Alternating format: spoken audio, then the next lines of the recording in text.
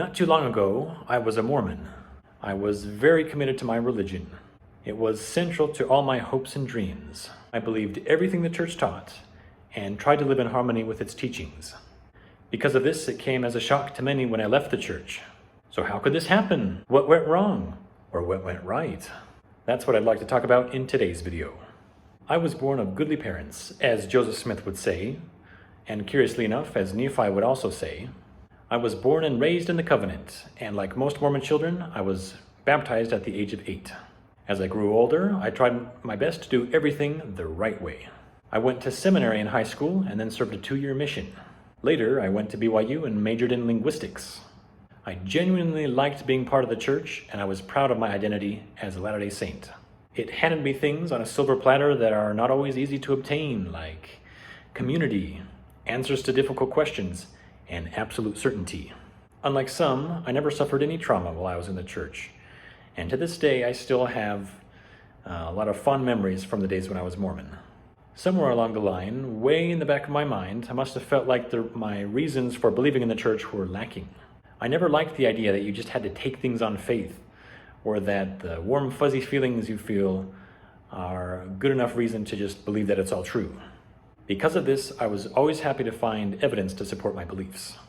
In 2013, I got really into Rod Meldrum's Heartland geography model for the Book of Mormon. This hypothesis asserts that the events of the Book of Mormon took place in the heartland of North America, what is now the eastern United States. At the beginning of 2015, I actually met Rod Meldrum at his house in order to buy a video from him. While I was there, he said something that really got me thinking. He mentioned something about how some scientists were trying to get some bacteria to evolve, and that they remained bacteria and evolution didn't occur. When I got home that night, I thought to myself, is there no such thing as evolution? This possibility was fascinating because it would mean that the scriptures were right all along, and you never have to twist them in order to make them fit the scientific worldview. The next few days, I started reading articles from creationist websites and watching Kent Hovind videos that make an argument for a biblical worldview from a scientific perspective, and I ate it right up. The whole year of 2015, I was a super fundamentalist creationist Mormon. I believed that the earth was created in its physical form 6,000 years ago, that mankind lived alongside dinosaurs, and that Noah built an ark and survived a global flood. I simply loved the idea that you could just take God's words for things without twisting it. Towards the end of 2015, I started to wonder about all that scary anti-Mormon stuff we're not supposed to read. I was well versed in all the cherry-picked scientific arguments for creationism, but if I was going to be a champion for the truth, I would have to be able to defend Joseph Smith and the LDS Church against criticism. After all, the church is true, right? So what is there to be afraid of? If there are lies being spread about the church and its founders, then they ought to be called out. One fateful morning in January of 2016, I was doing my job on BYU campus, which didn't require a lot of focus and allowed for a lot of introspection. I thought about all the explanations that I had learned the past year to explain away the problems with Mormonism. Suddenly, I had this wicked little thought that changed my life forever. What if it's just not true? The second I let myself think that, I knew I had my answer. What if the church just isn't true? This one little explanation could account for all the problems with the church that I had encountered. Instead of coming up with an individual explanation for every single little problem I had encountered, this one explanation could account for all of it. This was my moment of clarity. I felt a rush come over me as I claimed my newfound mental freedom. I realized I could think anything I wanted. I didn't have to stay in this little box that I'd always been terrified to leave. But my joy quickly turned to fear as I realized the implications of my newfound freedom. Will I be able to stay at BYU? What will everyone think of me? Who will I marry? I wasn't about to give up that quickly. I went home that day and started to do some digging. I had to know whether or not the church was true now, and this time I was willing to accept either answer. It felt like for the first time ever, I had let go and taken a step back to get a better view of what it was I had been clinging onto my whole life. I really hoped the church was true. I didn't want to change. I wanted to find satisfying answers to my questions and to proclaim for the rest of my life, I know the church is true, and to really mean it.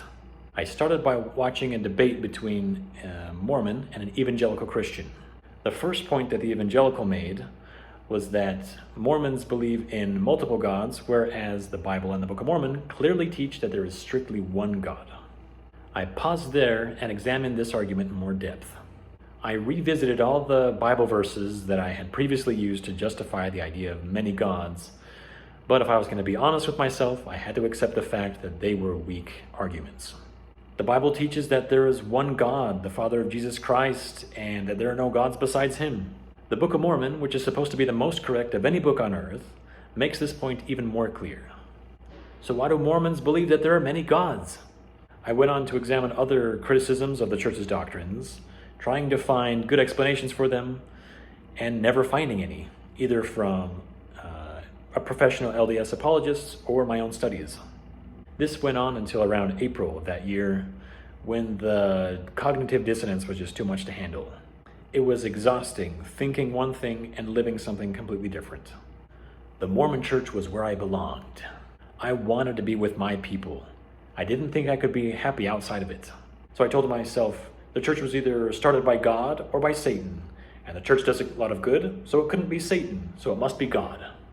And I just put it away. There, done. It wasn't long before my subconscious was like, well, that's actually not good reasoning. Duh! I needed a different way of looking at things. Around this time, April of 2016, I invented my own version of Mormonism. I began carefully examining the scriptures and matching my views to what I had read in the scriptures. If what the scriptures said conflicted with a modern prophet, then I would go with the scriptures. I even found a quote by a prophet that said to do just that, so I felt perfectly justified.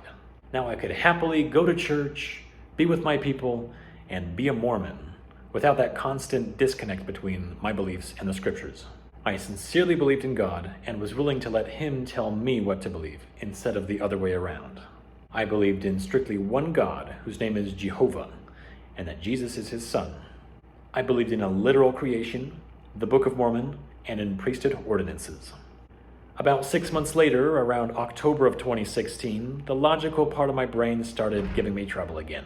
You see, you can't justify ignoring half of the teachings of the modern prophets when the D&C says you're supposed to believe all of them. Whether by mine own voice or the voice of my servants, it is the same. My monotheistic version of Mormonism wasn't working for me anymore, so I went back to excluding Joseph Smith, the Book of Mormon, and the Restored Church from my belief system. For the next few months, I once again went through the Bible and tried my best to match my ideas about God to what I read, without relying on any church to interpret it for me. I believed that there was strictly one God named Jehovah and that Jesus was his son. I believed that Jesus wasn't literally God, but that he perfectly represented God, giving us an image that we could see and worship and follow since God himself was invisible. I also believe that God expected us to follow the commandments from the Old Testament. Jesus himself said that he was completing the commandments, not taking any of them away. I started peeling pepperoni off of my pizza and avoiding work-related activities on the biblical Sabbath, which is Friday at sunset to Saturday at sunset. This also went on for about 6 months until April of 2017, when I came to terms with another inconvenient fact. The Bible has all the same problems as the Book of Mormon, so why was I judging it by a different standard? It's full of doctrinal contradictions. It's full of predictions that should have been fulfilled a long time ago. And worst of all, God is a brutal dictator, one with endless magical power. He's responsible for more death, destruction, and suffering than anyone else in the whole book. He's the villain of the story. His existence ought to be terrifying. When I entertained the thought that it might have all just been made up by ancient cultures and passed down through the centuries, the answer to that one also seemed obvious. I remember walking towards my car after a tutoring appointment at BYU with one thought on my mind. Is there no God? When I realized the church wasn't true, I felt like I was going through a bad breakup. When I realized there was no God, I felt like a close relative had died. It wasn't a pleasant experience. That night I said one last prayer to my ancient Middle Eastern god of war. And I said something along the lines of, Jehovah God, if you're there, you're a very bad person, and I'm not going to worship you anymore. After I ruled out the Bible as a revelation from God, I was like, well, there goes my last source of knowledge. Now how am I supposed to know whether there's a God, how the world was created, what I should do, what I shouldn't do, what the ultimate fate of mankind will be? I guess I'll just have to get my answers from experts in each field and take what they say with a little grain of salt. I can just believe whatever I think is logical, and it's okay if I'm wrong about something. Some questions I may never find answers to, and that's okay too. These days, I consider myself an agnostic atheist. I don't believe in any God, but I'm not going to claim 100% certainty that I'm right. I do consider the chances of there being a God pretty slim, though, down there with the other mythical beings like unicorns and fairies and Sasquatches. My complete deconversion from Orthodox Mormon to atheist only took a little over a year. So what was the real reason I left the Mormon Church? It just isn't true. And if you look at it objectively, it's just obvious. It was a painful process, and I wouldn't want to force it on anyone. But for those of you who have ended up on this path, I and other ex-Mormons are here for you, and we can assure you it gets better. You can think whatever you find to be logical without worrying about being punished. You can spend your time and money on whatever you see fit, and you don't have to feel the shame of not living up to the church's unreasonable standards. There's a whole world of people out there who will love you just as you are. That's about it for this video. Thanks for watching, and I'll see you next time.